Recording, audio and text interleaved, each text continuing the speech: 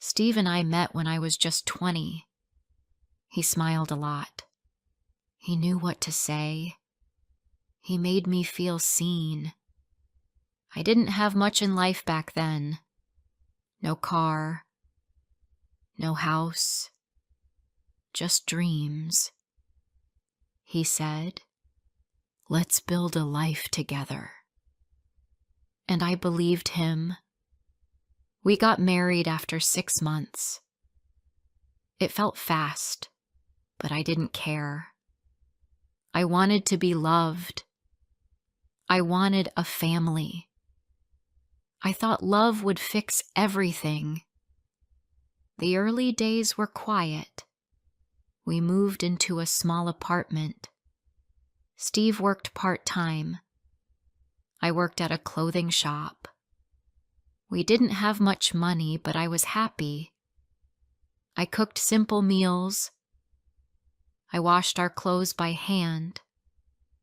I dreamed of a big family. And soon, we had one. First came Ellie, then Max, then Grace, and finally, little Leo. 4 children.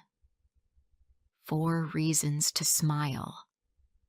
They were loud, messy, and full of love. Every day was busy. I made breakfast, packed lunches, walked them to school. I held their hands. I kissed their foreheads. I gave them everything I had.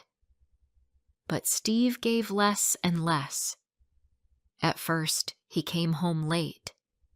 He said he was working. Then he started sleeping during the day. Then he stopped working at all. He stayed in bed most mornings. He watched TV, played games on his phone, and said he was tired. I asked, "Can you help with the kids?" He said, "I worked all those years. Let me rest now."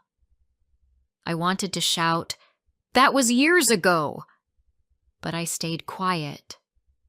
He didn't speak to the children much. When he did, it was to complain. If Ellie spilled her juice, he shouted. If Max asked too many questions, he told him to shut up. Grace was scared of him. Leo cried when Steve walked into the room. I started doing everything alone. I woke up early. I made breakfast. I got the children ready. I walked them to school. I worked all day. Then I came home, made dinner, helped with homework, gave baths, cleaned dishes, and put them to sleep. Steve watched me do it all. He never helped. He never asked how I was. Once I said, "I'm really tired today." He looked at me and said, "You chose this life." Then he turned back to the TV. One night, I burned the food. I was holding Leo in one arm and cooking with the other. The rice stuck to the bottom of the pot. The smell was bad. Steve walked into the kitchen, looked at the food and said, "You can't even cook right." Then he threw the pot in the sink and left the room. I wanted to cry, but Leo was still in my arms. Some nights, I sat on the bathroom floor just to cry. I didn't want the kids to see. I didn't want to scare them. I put a towel in front of my mouth so no one could hear me. I cried until I felt empty. Then I washed my face and tucked Leo back into bed. I stayed. Not because I wanted to, but because I didn't know what else to do. We didn't have money for 2 homes. I had no car, no family near me, no friend who could take in a mother and 4 kids. I felt stuck. Still, I told myself, at least they have a father. But even that wasn't true. Steve didn't act like a father. He was just there, sitting in the house like a shadow, cold, silent, angry, watching us like we were strangers. One day, Max came home from school with a drawing. It was our family. He had drawn me, Ellie, Grace, Leo, and himself. Steve wasn't in the picture. I asked, "Where's Dad?" He said, "He doesn't come with us. He stays on the couch." That night, I couldn't sleep. I started to see what I had been hiding from. The children were not happy. They were scared, quiet, careful around him. They asked me for everything, never him. One Saturday, Ellie dropped a bowl in the kitchen. It broke. The sound was loud. Steve rushed in and shouted, "Are you stupid?" She froze. She was only 9.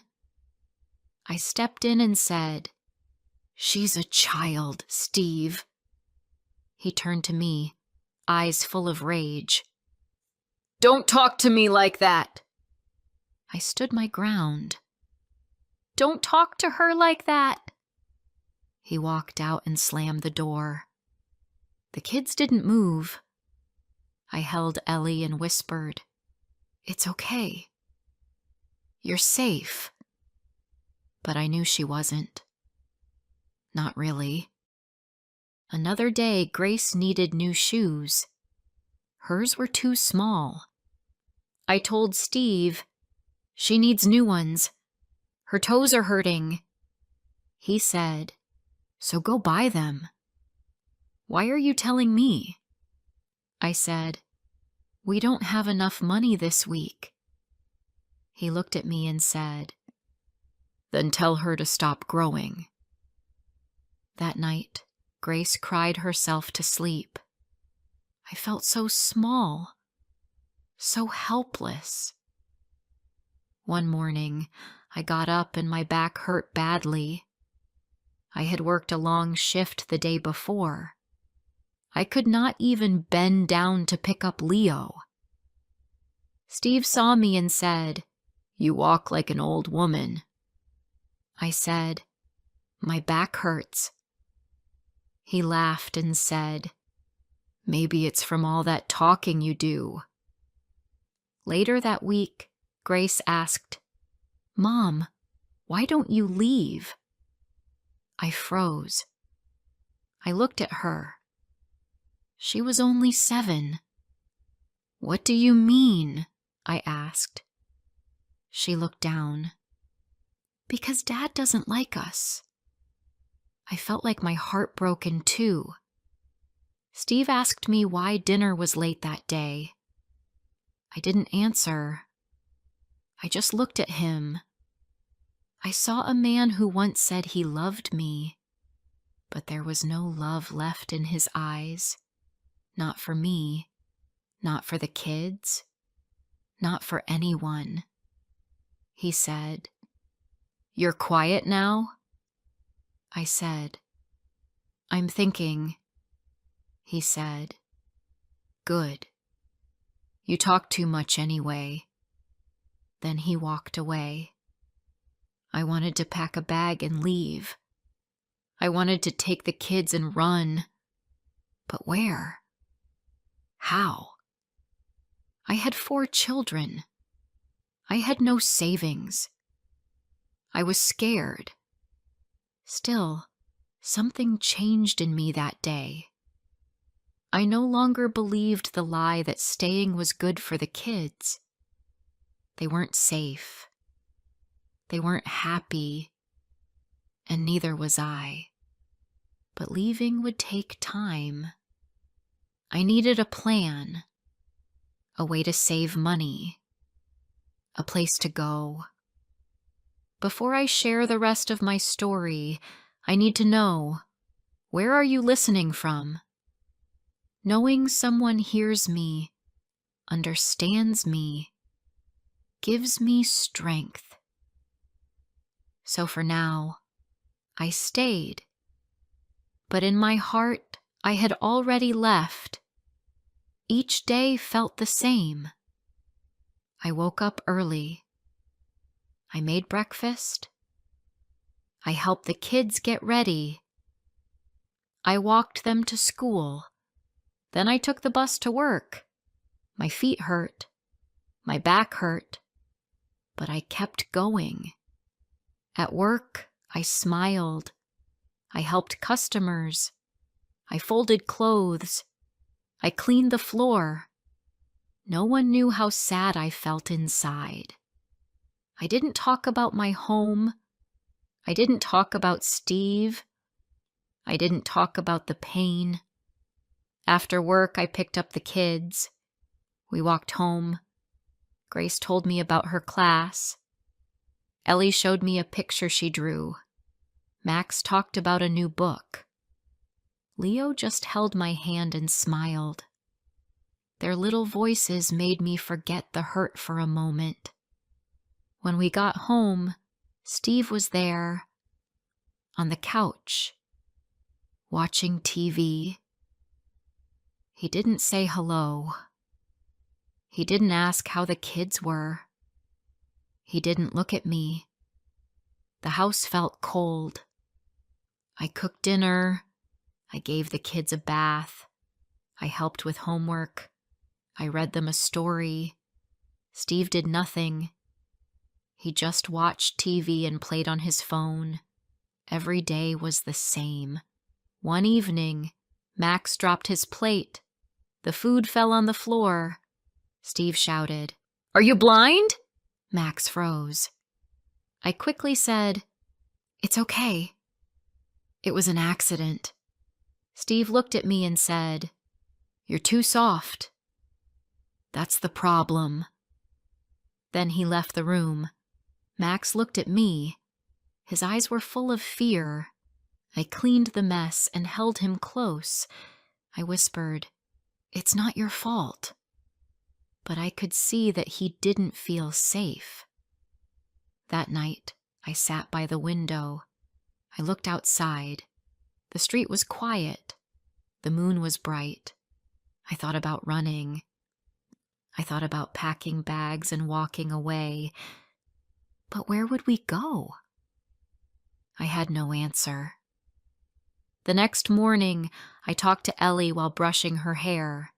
She said, "Mom, do other dads smile?" I paused. Then I said, "Yes, some do," she said. "I wish Dad smiled more." I felt a tear in my eye, but I did not let it fall. At work, I asked my manager, "Can I work more hours?" He said, "We can try." I said, "I need to save some money." He looked at me and said, "Are you okay?" I smiled and said, "I'm just tired." He didn't ask more. I started working on weekends. I cleaned, folded, smiled, and stood on my feet all day. When I came home, my legs hurt, but I felt proud. I was trying to build a way out. Steve noticed. "Why are you working so much?" he asked. I said, "We need money." He said, "You just want to stay away from me." I stayed quiet. One week, Leo got sick. He had a cough and a fever. I stayed up all night. I gave him medicine. I sang to him. I held him in my arms. Steve stayed in the other room. He did not help. He did not ask if Leo was okay. In the morning, I asked Steve, "Can you watch Leo for an hour so I can sleep?" He said, "I'm not a babysitter." Then he left the house. I sat on the floor and cried. I felt so tired, so small, so alone. A few days later, Grace came home with a school paper. She did well. I smiled and said, "I'm proud of you." She said, "Can you show Dad?" I walked to Steve and showed him the paper. He looked at it and said, "That's easy." I could do that with my eyes closed. Grace heard him. Her smile disappeared. That night I held her hand. I said, "You are smart. Don't let anyone tell you you're not." She said, "But Dad doesn't like us." I said, "That's not true." But I knew it was. I just didn't want her to know. Later that week, the school called. Ellie was in a fight. I went to the office. The teacher said, "She pushed another girl." I looked at Ellie. She looked down. I asked, "Why did you do that?" She said, "The girl said our house is loud and scary." I felt a pain in my chest. I knew the other kids could hear Steve shouting. I knew the kids at school could feel something was wrong. I said sorry to the teacher. I took Ellie home. I gave her a hug. She cried in my arms. I wanted to tell her, "We will leave soon," but I couldn't promise anything. Not yet. That weekend, I cleaned the house. Steve sat and watched. I asked him to move his feet so I could sweep. He said, "Do it later. I'm resting." I swept around him. He said, "You think you're better than me now?" I said, "No, I just want a clean home." He stood up. He looked at me. His eyes were angry. "Don't talk back to me," he said. I stepped back. My hand shook. I thought he might hit me, but he didn't. He walked away and slammed the door. The kids heard it. Leo started crying. I picked him up and held him close. That night, I sat at the kitchen table. I opened my purse. I counted the money I saved. It wasn't much, but it was a start. I thought, if I save for 3 more months, maybe I can rent a small place. I looked at the wall clock. It was past midnight. I was tired, but I felt something new, hope. The next day, I told the kids, "Soon, things will be better." Max asked, "How?" I smiled and said, "You'll see." I did not know the full plan yet, but I knew I could not stay much longer. Steve was not going to change, and I was done waiting. I went to bed that night with a small smile. I still had pain.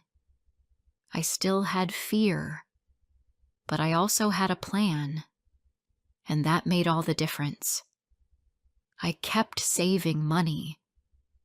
Every week, I put a little in my bag and hid it under the bed. I counted it each Sunday night.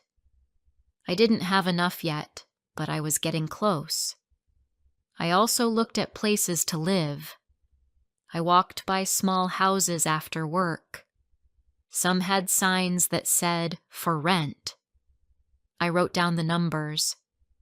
One house was small but clean. It had 2 rooms and a small kitchen. It had no garden, but that didn't matter. I could see my children laughing there. I called the number one day after work. The woman on the phone was kind. She said the house was still free. I asked about the price. It was a little too high, but I said, "I will call back soon." I felt something in my heart that I had not felt for a long time. Hope. At home, things got worse. Steve stopped talking to me. He did not say good morning. He did not say good night. He just sat and watched TV or slept.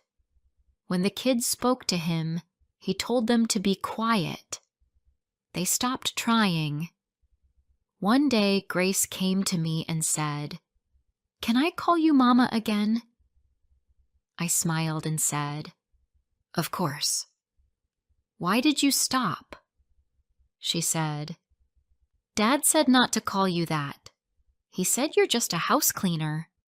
My hands stopped moving. I was washing dishes. I looked at her and said, "You can always call me Mama. You are my daughter. That will never change." She hugged me tight. Steve was not just cruel to me. He was changing how the children felt too. They didn't laugh as much. They didn't run around.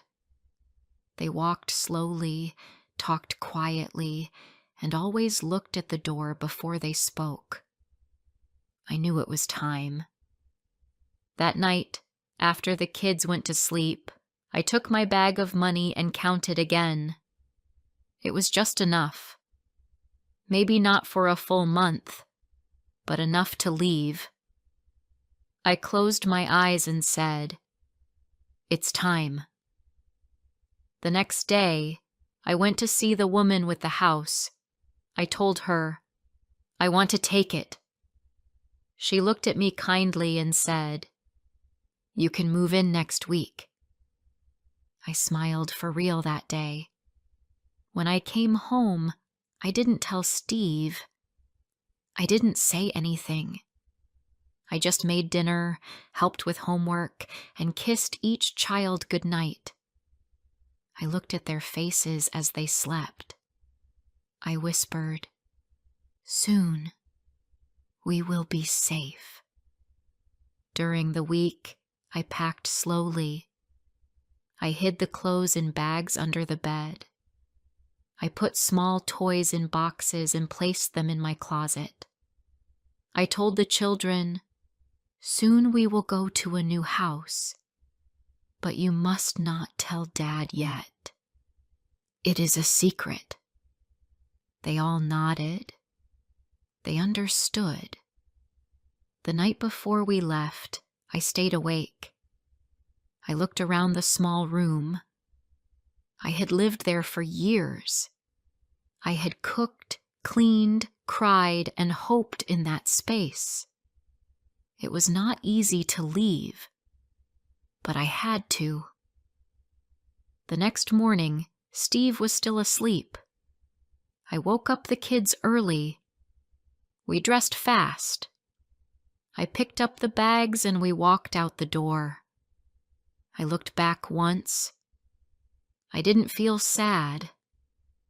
I felt strong. We got on a bus. We sat close. The kids were quiet, but Ellie smiled and said, "Is this our big day?" I said, "Yes, it is." We reached the house. The woman gave me the keys. I opened the door. The room was small. The walls were plain, but to me, it was beautiful. The kids ran inside.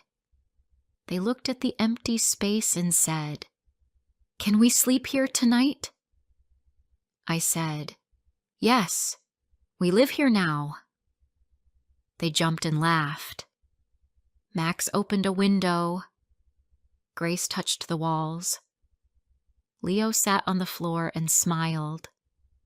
Ellie gave me a big hug and said, "Thank you, Mama." That night, we had no table, no chairs, no beds. We sat on the floor and ate bread with butter. But we were happy. For the first time in years, the room was full of peace. There was no shouting, no fear, no cold silence, just love. I did not sleep much that night, but I didn't cry. I listened to my children breathe. I watched them sleep. I closed my eyes and said, "We are free." The next day, I went to work as usual. My boss asked, "Are you okay?" I said, "Yes." I left my husband. I live alone with the kids now. He looked at me and said, "You are brave." I smiled and said, "I had to do it." Each day after that, life was not easy. The house was small. The food was simple. We had no sofa, no curtains, no toys. But we had smiles. We had hugs. We had sleep with no fear. Steve called one day. I didn't answer. He sent a message. "Come back." I didn't reply. There was nothing to say. One Sunday, I took the kids to the park. They ran on the grass. They laughed. They played with other children. I sat on the bench and watched. A woman sat beside me. She said, "Your children are happy." I said, "Yes, they are." She smiled and said, "You are doing something right." I looked at the sky and said, "I hope so." I still work every day. I still clean, cook, and walk a lot. My feet still hurt, but my heart is light. If this story touched your heart, don't forget to like, comment, and share. More emotional and inspiring stories are coming soon.